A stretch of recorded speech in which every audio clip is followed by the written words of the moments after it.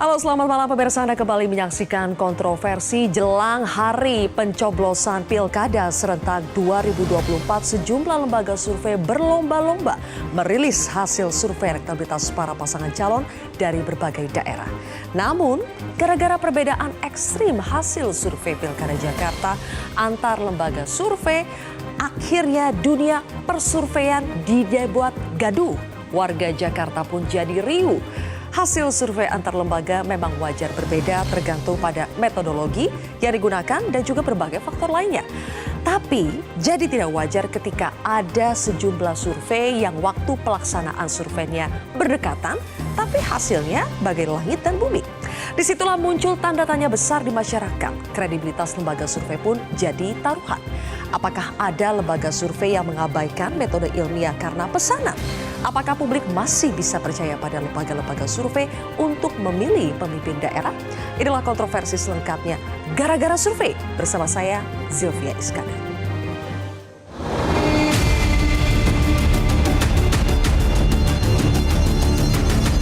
Kalau surveinya bagus, jawabannya satu, teruslah bekerja sampai akhir waktu, jangan lengah.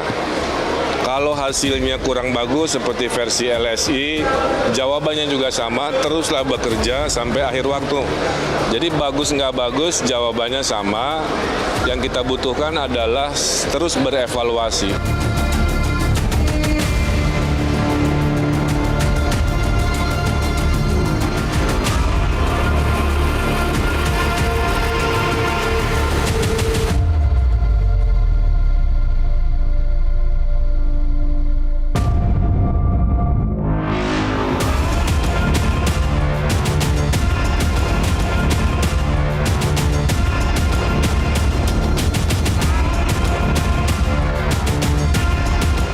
Ya urusan lembaga survei lah, bukan urusan saya. Yang paling penting saya sih kerja-kerja aja.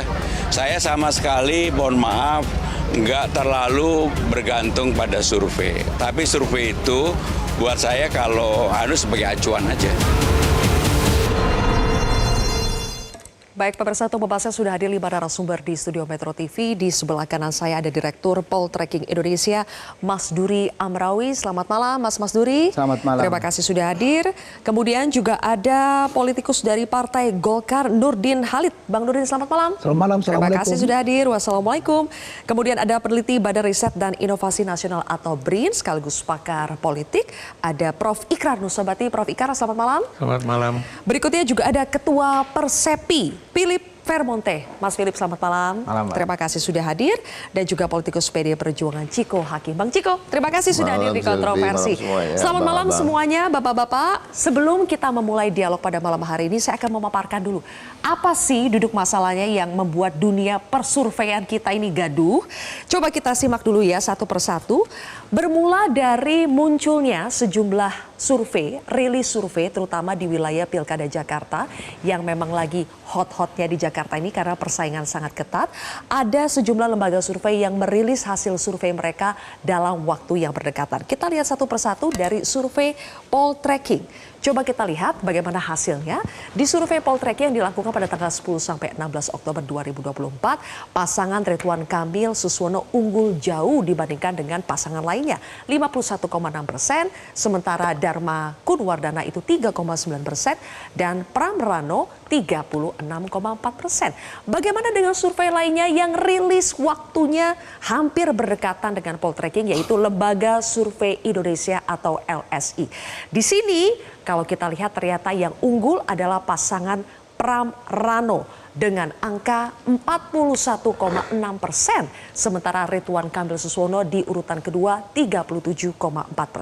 Ada dua hasil survei yang berbeda. Satu mengunggulkan Pram Rano, yang satu lagi mengunggulkan Ridwan Suswono. Kemudian ada survei dari LSI Deni JA.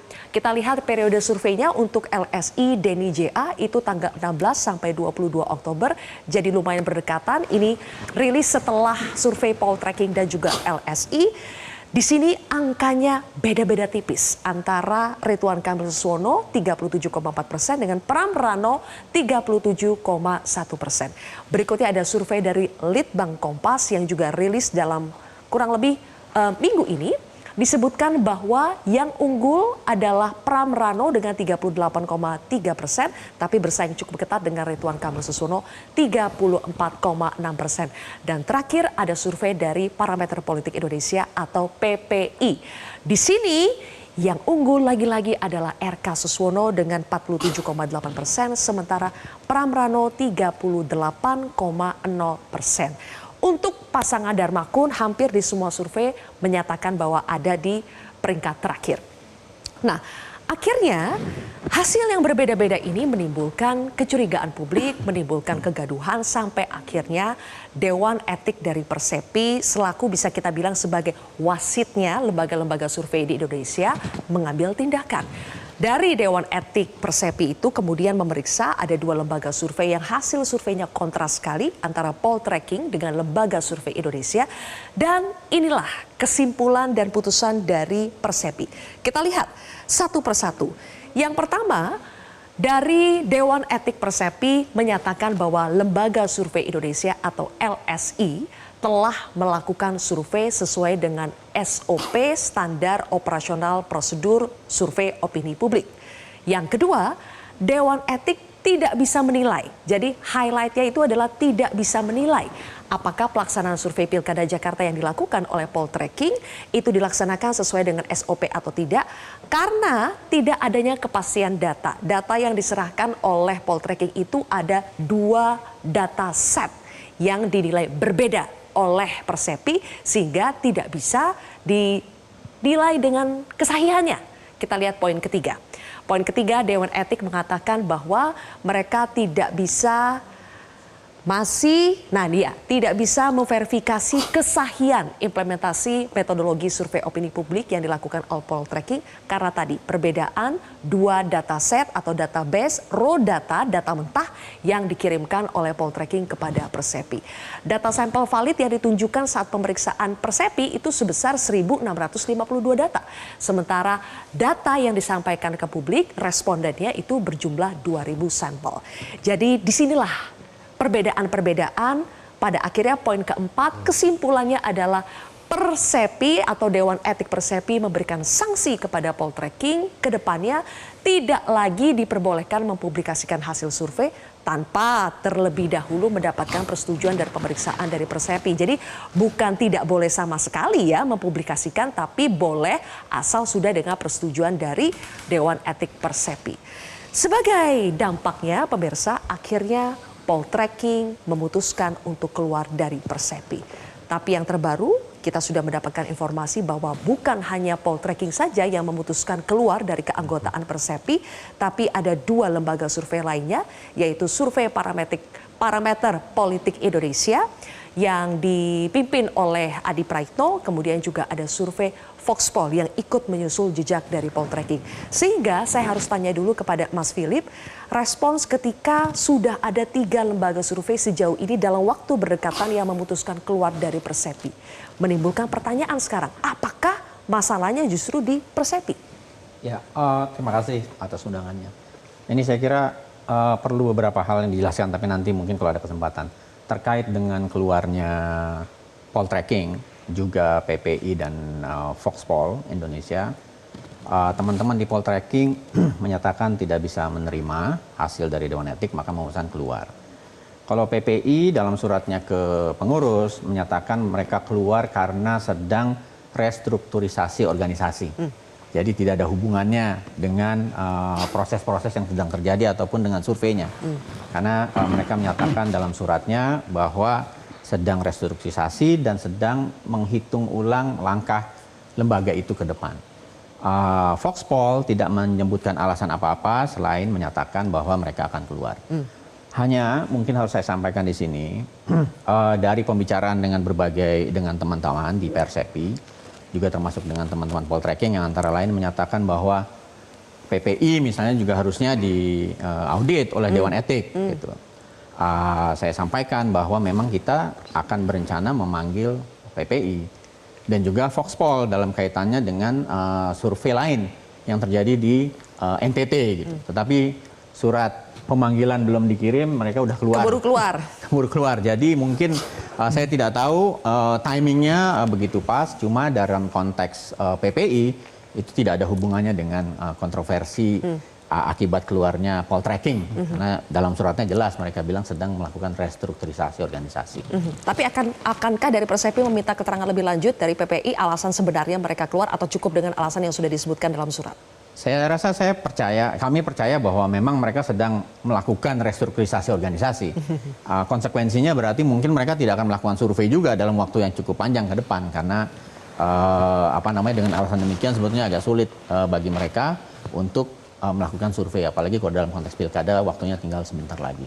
Oke, dari poltreking bagaimana Mas Masuri melihat bahwa bukan hanya poltreking yang keluar, tapi dua lembaga survei lain dengan alasan yang berbeda ya. Satu memberikan alasan restrukturisasi, satunya tidak memberikan alasan. Tapi apakah Anda melihat ada kaitannya dengan masalah yang dihadapi oleh poltreking?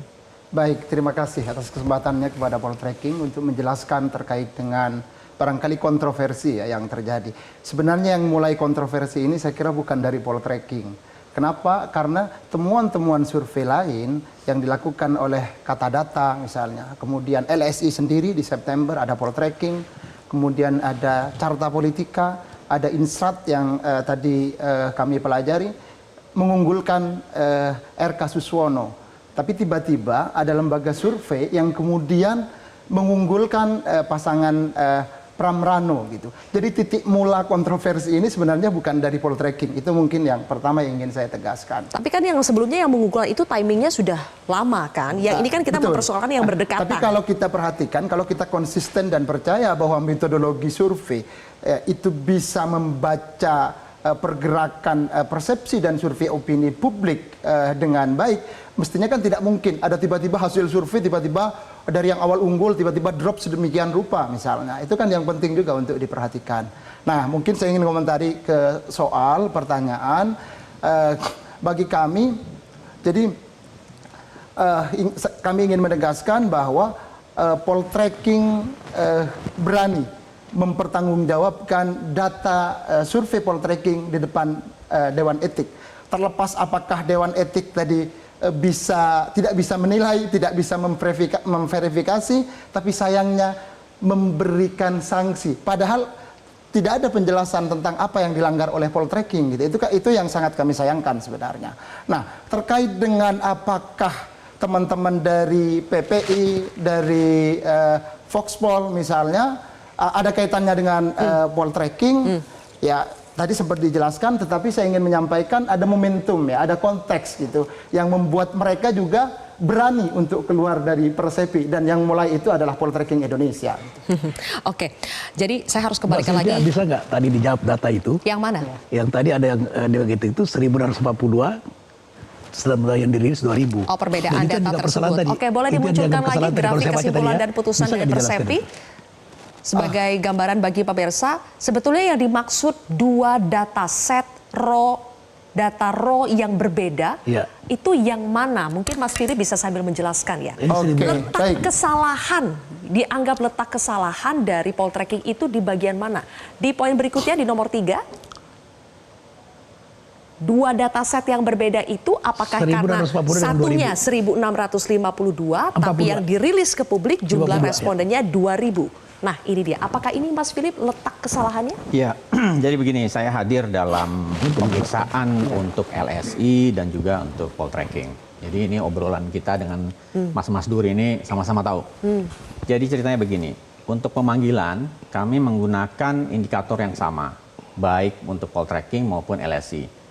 Kita nggak mencari siapa yang benar nih dalam konteks yang menang, yang akan menang siapa enggak. Kami concern tentang kalau metodologi sama, dilakukan di waktu yang sama, hasilnya bertolak belakang, kita harus cari tahu apa yang menyebabkan sumber-sumber perbedaan ini. Maka itu kami minta 6 item kepada LSI dan kepada poltreking untuk diserahkan kepada kita, antara lain tadi dataset, kuesioner, catatan-catatan terkait misalnya penggantian responden dan seterusnya lengkap yang kita minta. Kedua lembaga ini menyerahkan sebelum waktu pemanggilan. Nah, dalam kasus poltreking, mungkin bisa saya sampaikan dan udah berulang kali disampaikan dalam Dewan Etik, mestinya teman-teman poltreking tahu apa yang dimaksud dengan dua dataset berbeda ini. Yang pertama dikirim adalah data berisi 2.000 responden, ya kan. Tetapi dalam investigasi oleh Dewan Etik, ternyata data yang available di dalam itu, di antara yang 2.000 itu hanya 1.652 tadi. Sisanya? Itu yang kita tanya kepada teman-teman di poltreking. Disampaikan oleh teman-teman poltreking karena mereka menggunakan teknologi, yaitu gadget dan lain-lain, data terletak di server. Jadi yang di-download adalah data yang sudah bersih kena filter dari server, begitu kan ya. Sehingga yang bisa dianalisis ada 1.652. Ada 300-an yang tidak valid datanya? Kesimpulannya begitu. Kemudian ditanya oleh Dewan Etik, dan kemudian kami beri kesempatan. Saya yang menyampaikan Anda begini aja. Tolong diambil data yang dari server itu, yang asli 2.000. Karena yang diumumkan ke publik 2.000. Ya. Tapi ternyata datanya 1.652. Jadi tolong dicari, diambil datanya yang dari server. Jawaban teman-teman poltreking adalah itu ada di server karena bekerja sama dengan vendor. Surveinya sudah selesai, sudah ditutup. Datanya nggak bisa diakses lagi, hilang, ya kan? Akhirnya kita minta tolong dibuatkan jawaban tertulis untuk diperiksa lagi oleh Dewan Etik. Apakah penjelasan tertulisnya bisa diterima? Artinya memenuhi syarat-syarat SOP. Nah, Dewan Etik menyimpulkan bahwa penjelasan tertulis tidak mampu menjawab pertanyaan-pertanyaan tadi. Karena itu kita mengundang lagi teman-teman poltreking. Yang kali kedua lewat Zoom. Lewat Zoom dihadiri oleh Mas Duri dan dihadiri oleh seluruh Dewan Etik. Juga saya kebetulan waktu itu lagi luar negeri tapi ikut lewat Zoom. Baik. Ternyata data yang diminta dari server itu belum tersedia juga. Ya kan? Dan kemudian jawabannya adalah vendor sudah menutup dan seterusnya. Akibatnya teman-teman Dewan Etik menyatakan bahwa ini harus diambil keputusan. Karena itu keluarlah keputusan. Nah, masalahnya berarti dua data yang berbeda itu yang dimaksud yang mana tuh Mas Philip? Ketika keputusan sudah dibuat, teman-teman poltreking menghubungi bahwa ini datanya ada. Ya kan? Data yang 2.000 dari server berhasil di-retract dari server yang mereka gunakan. Dan kemudian kita periksa lah. Ya kan, data yang 2.000 itu ternyata ini yang ada perbedaan-perbedaan unik. Karena logika dari teman-teman Dewan Etik, data yang asli dari server mestinya ibaratnya nih lebih kotor. Karena itu yang raw sekali gitu kan. Yang sudah dikena filter seperti penjelasan teman-teman poltreking, artinya mungkin datanya nggak bersih dan lain-lain, adalah yang 1.652. Berarti ini harus lebih kotor nih. Yang 1.652 pun itu kami periksa datanya ada yang misalnya jawabannya tidak available, sehingga dari berbagai banyak pertanyaan itu banyak yang missing values gitu kalau dalam bahasa teknik survei. Jadi maksudnya dua dataset yang berbeda itu adalah yang akhirnya di ujung diberikan 2.000 sama satu lagi di awal yang 1.652. Betul, yang menurut penjelasan teman poltreking yang awal itu adalah yang sudah filter. Ternyata justru yang 2.000 baru datang dari server yang logikanya lebih kotor, missing value-nya udah nggak ada nih, malah rapi gitu. Sehingga kita kan menjadi ini yang harus kita pegang yang mana jadinya. Dan sehingga akhirnya tidak bisa diverifikasi. Tapi yang dipersoalkan oleh poltreking tidak bisa diverifikasi, apakah artinya kami bersalah sehingga akhirnya disanksi? Dijawab nanti ya, Mas Duri. Kita harus jeda terlebih dahulu pemirsa, kontroversi akan kembali sesaat lagi.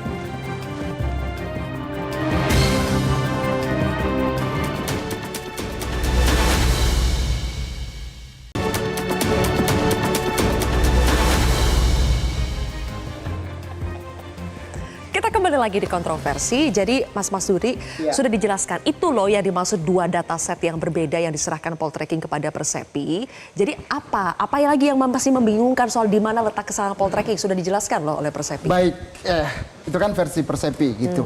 Tapi poltreking sejak awal tidak pernah memberikan data 1.652. Yang kami berikan itu bisa di cross check di drive ya, yang dikirimkan oleh Persepi, kemudian kami taruh ya, kami upload ke dalamnya.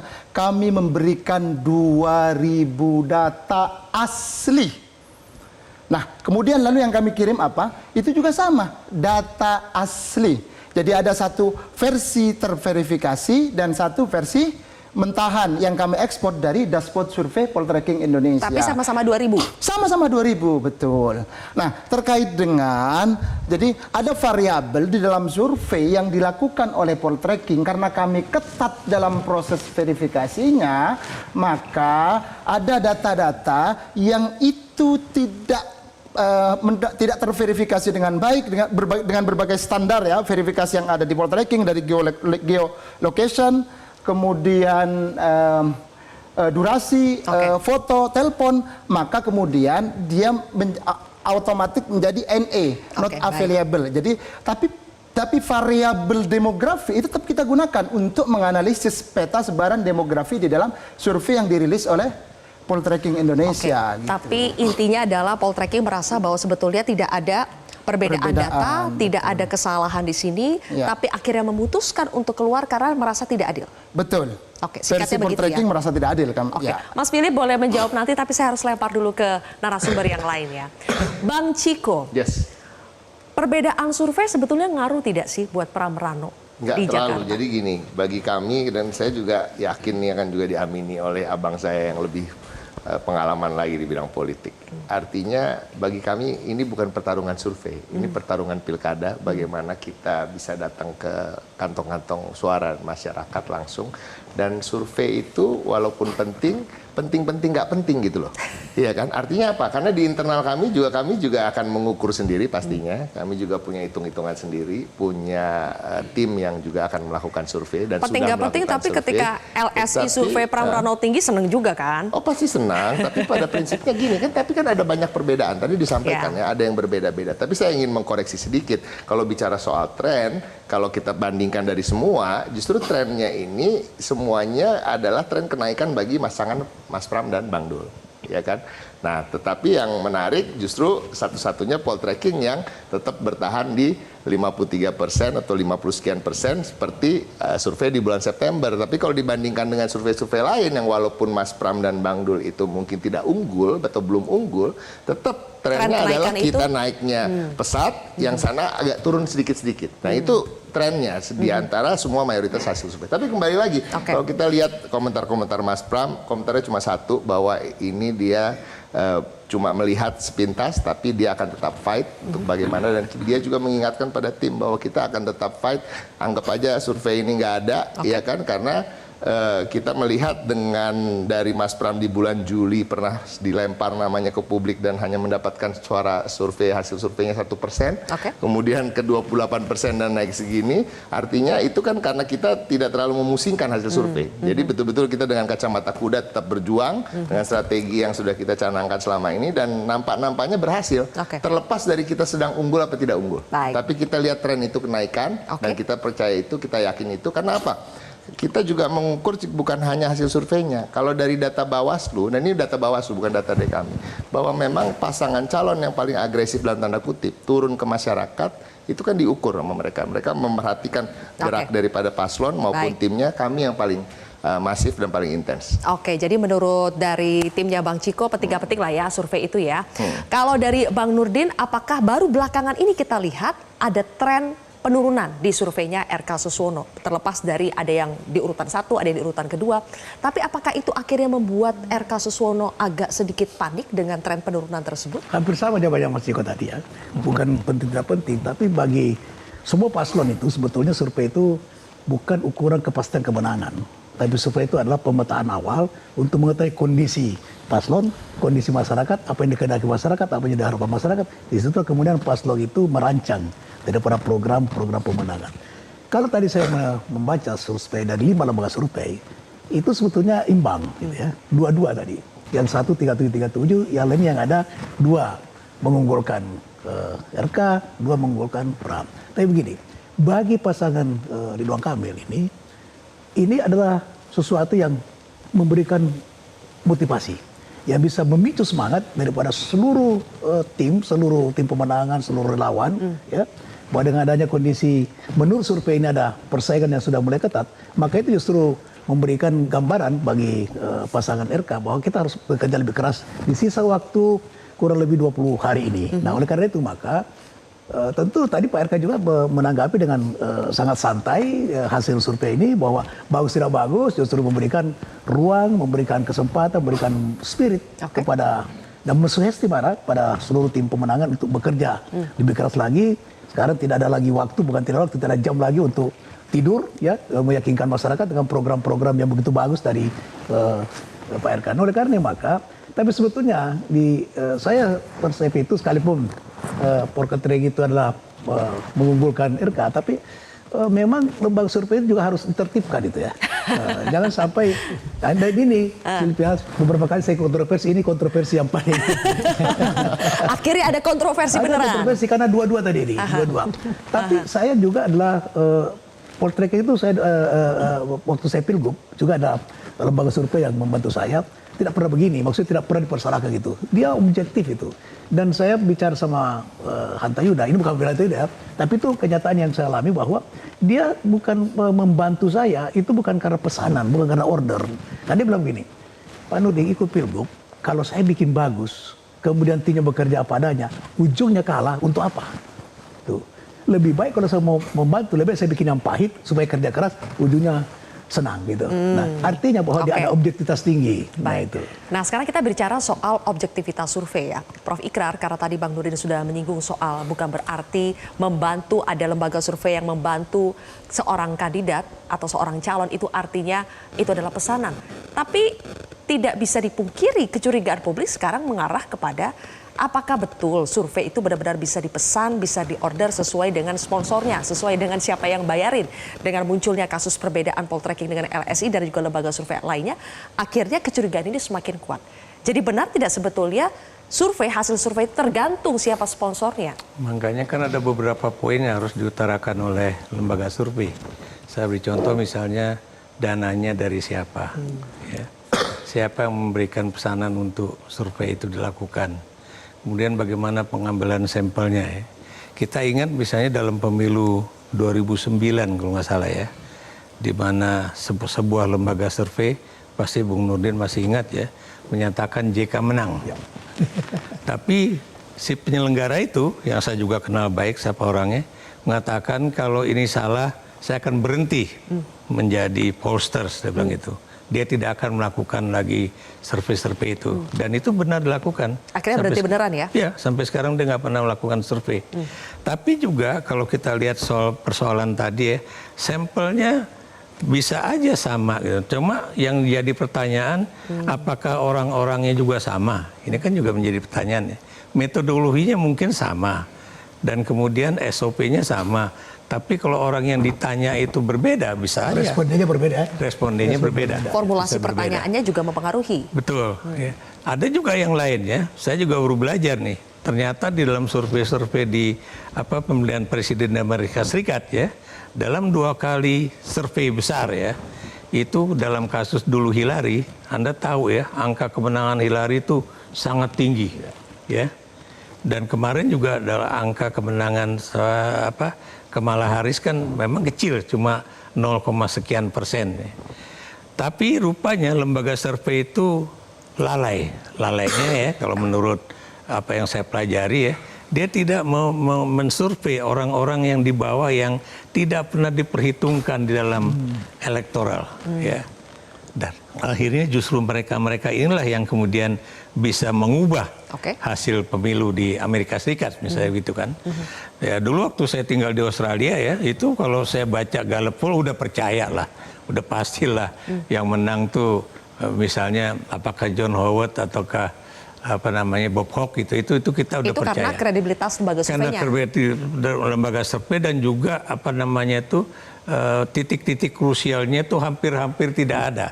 Kenapa demikian? Karena di Australia kan pada saat itu cuma ada 2 pemain besar yaitu Partai Buruh dan kalau di Indonesia apakah sulit Prof untuk mempercayai kredibilitas lembaga survei yang betul-betul kita percaya itu? Saya tidak bisa mengatakan lembaga survei itu bisa dipercaya atau tidak ya. Tapi yang jelas saya masih ingat Hanta Yuda pernah membuat satu pernyataan ya, ketika dia melakukan quick count kalau nggak salah ya. Quick count dan Poltreking Institute itu adalah yang paling mendekati, ingat ya, benar nggak, Bung? Ya, betul. Di Paling 2014. mendekati hasil dari pemilu, saya lupa tahun berapa. 2014. Oke. Ya. Jadi apa yang saya katakan di sini berarti dia melakukan atau poltreking pada saat itu melakukan penelitian dengan benar-benar sangat baik ya, khususnya menghitung setelah polling itu terjadi. Gitu Baik, kan. baik. Kegaduhan ini pada akhirnya Mas Philip membuat publik bertanya-tanya tidak hanya soal kredibilitas lembaga survei, tapi juga soal bagaimana proporsionalitas atau independensi dari Persepi. Jadi dengan adanya kegaduhan ini, bagaimana Persepi melihat untuk memulihkan kepercayaan publik terhadap lembaga survei dan juga Persepi, apa yang harus dilakukan? Fungsi Persepi ini kan asosiasi dari lembaga survei. Jadi dia melakukan kegiatan juga terus-menerus untuk capacity building. Kita ada training tahunan, metodologi. Juga ada pernah mengundang pollster-pollster dari luar negeri untuk berbagi pengalaman. Menanyakan pertanyaan-pertanyaan yang sulit. Misalnya pertanyaan tentang agama, itu kan pasti jawabannya bisa bias dan seterusnya. Itu kita lakukan terus-menerus untuk meningkatkan capacity building.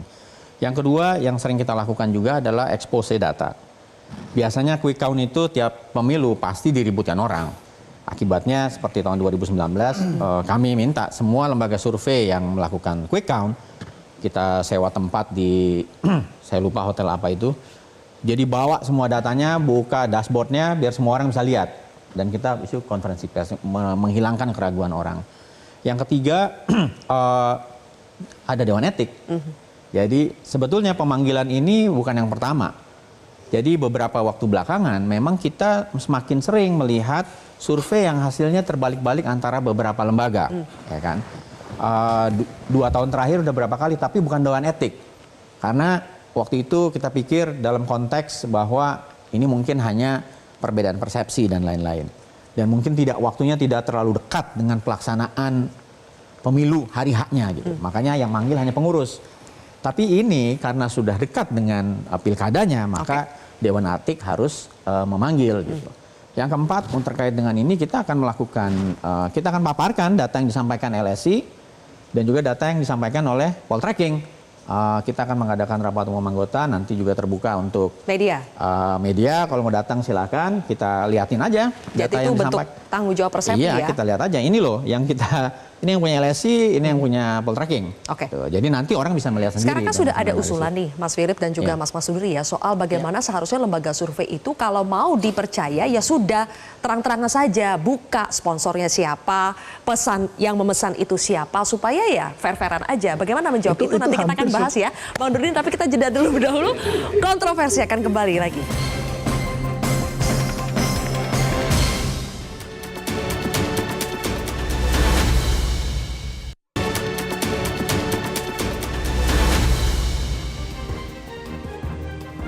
Kembali lagi di kontroversi, pemirsa, menanggapi perbedaan hasil survei yang dirilis belakangan ini terutama di wilayah DKI Jakarta.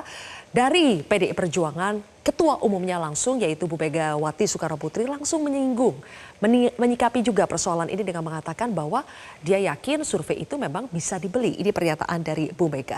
Nah, pertanyaan saya Mas Duri, sekarang kan ada tudingan survei itu bisa dibeli, dipesan sesuai dengan kemauan sponsor. Poltreking sebetulnya melakukan itu tidak sih di Jakarta? Atau di daerah lainnya? Survei itu kan seperti kita ke laboratorium gitu, ke lab, kita misalnya mau cek kesehatan gitu kan. Kemudian ya klien misalnya melakukan proses administrasi yang terkait. Tapi ingat bahwa hasil lab itu tidak bisa diintervensi oleh orang misalnya yang ingin mengecek kesehatan. Saya kira sama dalam konteks survei juga. Orang boleh, misalnya ingin survei, saya ingin lihat elektabilitas saya seperti apa misalnya. Boleh. Sah-sah saja. Betul. Di Poltreking mereka tidak bisa melakukan intervensi sama sekali terhadap hasil data yang dikeluarkan oleh Poltreking, meskipun misalnya ada klien, ada kandidat misalnya yang ingin survei ke Poltreking Boleh Indonesia. pesan, boleh mereka yang bayar, tapi proses dan hasil tidak bisa diintervensi. Betul sekali. Jadi dari proses hasil tidak bisa diintervensi. Poltreking tidak pernah mengubah data sama sekali 0,00% 1% sekalipun. Bukan gitu. sesuai dengan kemauan pesanan dari yang mesen, yang bayar. Kami pastikan itu tidak pernah bisa dilakukan di Poltreking dan Pak Nurdin kemudian Prof Ikrar memberikan cerita tentang reputasi perjalanan Poltreking Indonesia sejak 2012 dan di Pilpres 2024 kemarin Poltreking itu masuk salah satu anggota terbaik di Persepi lah dengan selisih 0,12% seperti yang dirankingkan oleh Persepi. Oke, Bang gitu. Nurdin, kalau ada yang bisa dipesan, itu kan berarti mengonfirmasi bahwa bisa saja dari paslon atau kandidat yang sedang mengikuti kontestasi itu yang memesan, yang membayar. Itu menurut Bang Nurdin juga sah-sah saja. Apakah dari kandidat tidak punya hasrat untuk mengintervensi hasil dari survei tersebut? Jadi begini, saya pernah ikut pilgub ya. Jadi saya paham betul tentang lika-liku survei gitu ya. Tapi itu Poltreking. Jadi kalau dikatakan sponsor dan membiayai itu pasti paslon. Pasti yang memesan itu. Tapi apakah ini kemudian pesanan itu ada titipan bahwa harus membuat bagus atau memenangkan itu tidak. Nah, tetapi ada juga lembaga survei yang memang bisa digunakan untuk itu. Tapi dalam tingkat strategi, saya menggunakan 5 konsultan. Ya, ada konsultan survei, ada konsultan pemenangan, ada konsultan untuk jaringan, ada Monep. 4 konsultan saya gunakan itu. Ada konsultan untuk publik. Nah, tapi ada konsultan yang memang kita pakai, ya khususnya konsultan pemenangan dengan konsultan Monep, itu yang objektif sekali, sama sekali tidak bisa karena kita butuh itu, kita butuh yang objektif, kita butuh yang sesuai dengan kenyataan, sesuai dengan apa yang menjadi masyarakat dan potensi kita sudah sampai di mana dan kemampuan kita sudah sampai di mana. Tapi ada suatu strategi bahwa kita perlu publish yang kalau ada paslon yang memang terlalu tinggi dan sebagainya, kita perlu kemungkinan hasil survei itu bisa mempengaruhi daripada pikiran, sikap daripada pemilih. Jadi surveinya tidak dipublikasikan? Tapi itu strategi. Nah, bukan justru kita survei, kita intervensi, dan itu ada lembaga, tapi itu bukan Poltreking bukan ya. Ada lembaga survei bisa kita gunakan, tapi itu kepentingan paslon untuk strategi opini. Nah, dan pernah saya lakukan itu, gitu, dalam rangka untuk ikut mempengaruhi daripada Mas sikap, Philip, pikiran daripada. Ini berarti ada satu testimoni ya, survei itu dalam tanda kutip bisa dipesan. Sepanjang survei itu dibayar oleh paslon, maka tidak mungkin objektif 100%. Nah mungkin, ya. Disuruh belum tentu, ya, mungkin tidak. Tetapi dia ada rasa untuk membantu daripada yang mengorder itu. Nah, usul saya, Persepi mungkin bisa usulkan lembaga survei dibiayai oleh KPU gitu. Jadi jangan dibiayai oleh paslon, sehingga objektivitasnya masih 100% itu. Dibiayai oleh paslon. Dan jadi kalau dibiayai oleh paslon tidak mungkin 100% objektif. Tidak mungkin. Tapi kalau kata Mas Duri tadi, KPU-nya udah dibiayai sama paslon. tapi kata Mas Duri tadi mau dibiayai apapun tidak bisa diintervensi. Sekalipun tidak ada permintaan, jangan salah, Poltreking tidak mau, tapi responden siapa melakukan?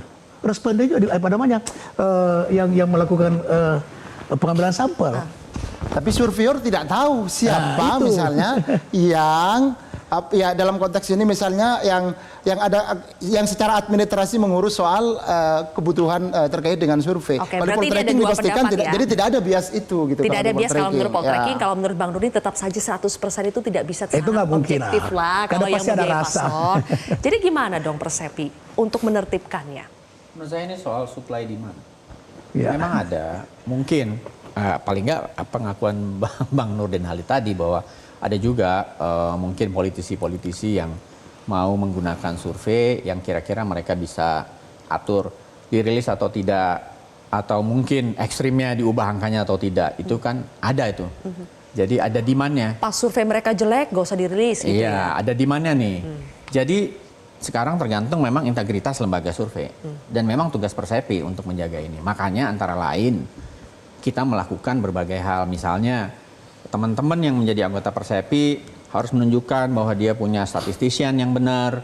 Dia juga punya kejelasan tentang pengurusan organisasi dan seterusnya, harus ikut training dan seterusnya. Pada akhirnya kan sama aja, kita juga tidak bisa. Makanya kalau ada laporan masyarakat, kita lakukan pemanggilan seperti sidang Dewan Etik itu. Tapi itu harus yang ada laporan dulu ya Mas Philip? Ya, memang mencegah karena dari awal nggak bisa tuh, misalnya memang diwajibkan saja mereka harus declare siapa sponsornya, siapa pemesannya. Kalau dalam berbagai kesempatan di dalam forum-forum Persepi, kami sudah sering menyampaikan bahwa cantumkanlah pendanaan. Cuma maksudnya begini, kalau politisi-politisi itu kadang-kadang saya yakin, saya nggak pernah ngalamin, punya namanya non-disclosure agreement. Jadi itu antara si politisi dengan lembaga surveinya.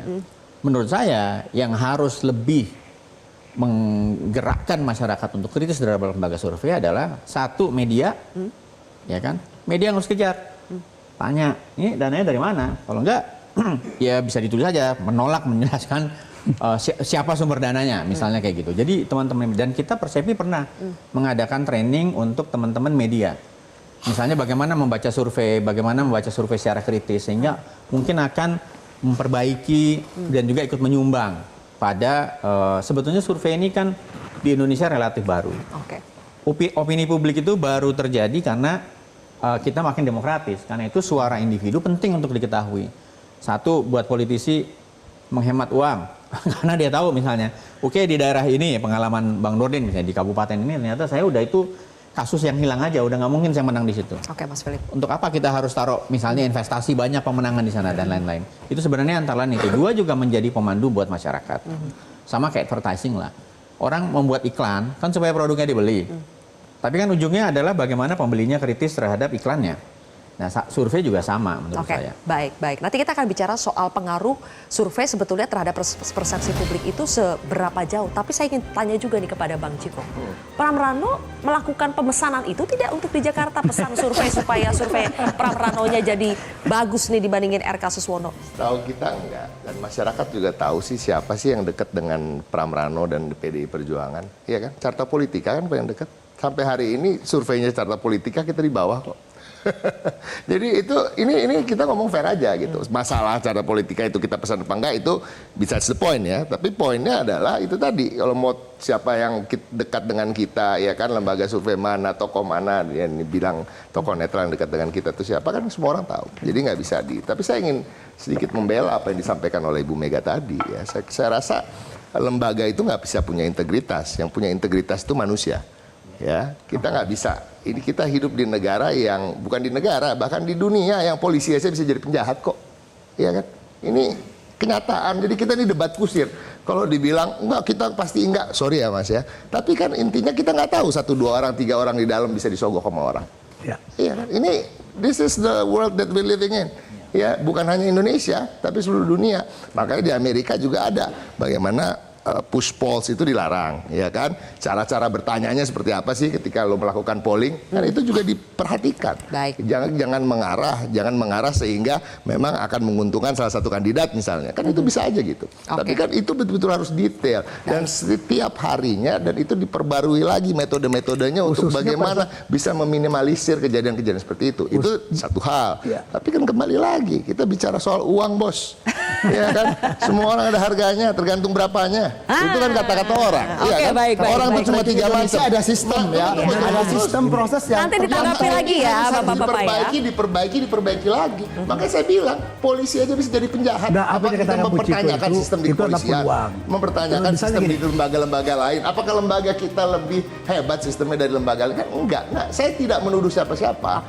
Tapi saya tidak mau juga mengatakan tadi lembaga itu bisa kredibel atau berintegritas. Yang bisa berintegritas itu manusia, dan manusia itu satu persatu, dan dia bisa ada di mana aja. Dia bisa jadi direkturnya, dia bisa juga jadi sebagai pollsternya, sebagai yang mencari suara responden. Ya kan, ini kan bisa terjadi di mana. Saya akan memberikan ruang juga kepada narasumber yang lain, tapi kita harus jeda lagi ya. Kontroversi untuk lembaga akan kembali saat lagi. Oke.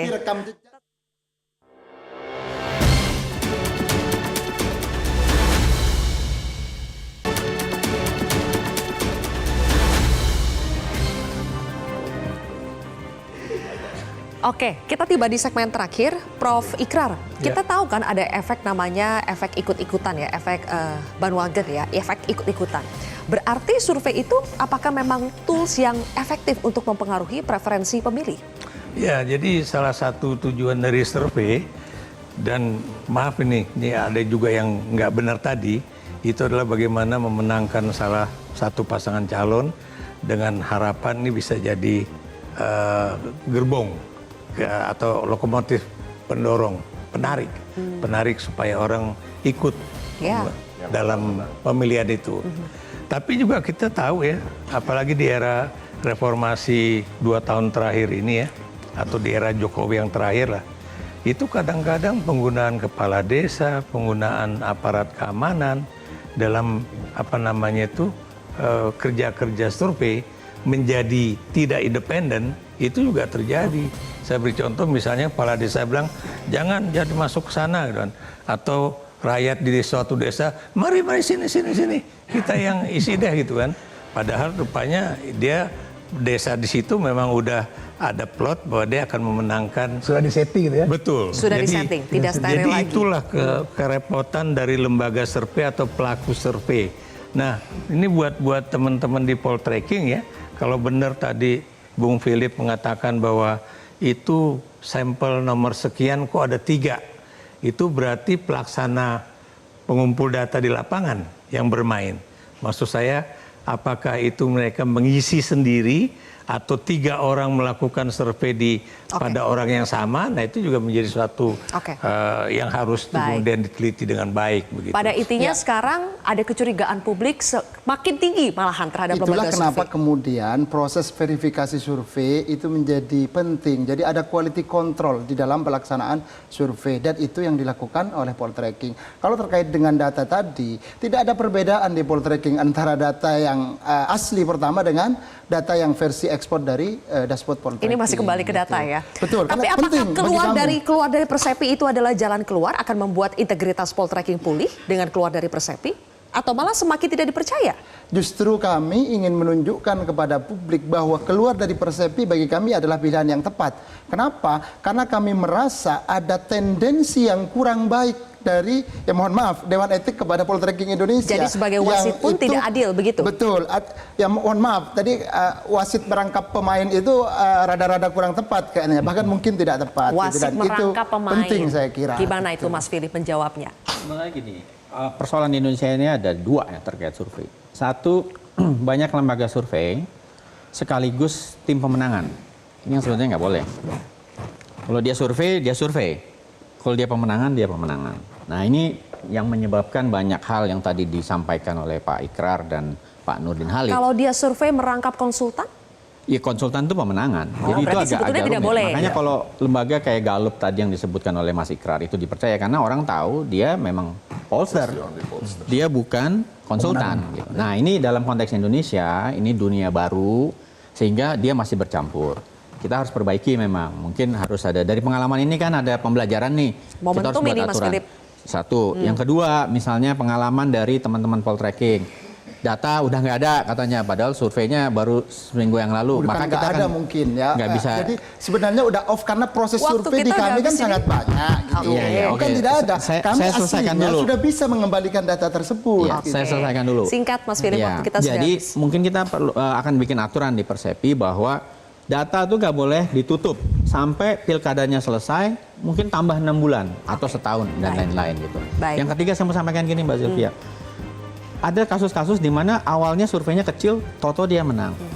SBY 2004, waktu mulai survei itu 7%. Tiba-tiba dia bekerja karena surveinya 7%, dia bisa naik. Jadi nggak benar kalau misalnya yang dibilang Pak Mas Duri tadi, bahwa nggak mungkin survei itu berubah secara signifikan. Bukan, kalau ada dinamika yang signifikan, betul. Ini giliran saya dulu. Yang kedua, Udah mau selesai nih, udah mau selesai.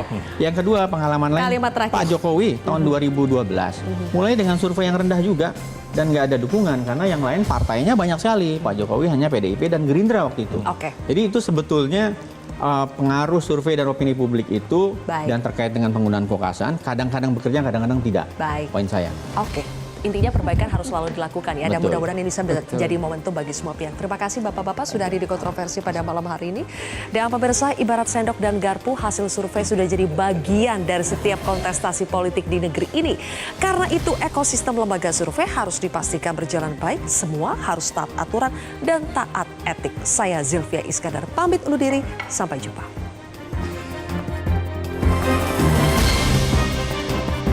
Jelajahi cara baru mendapatkan informasi. Download Metro TV Extend sekarang.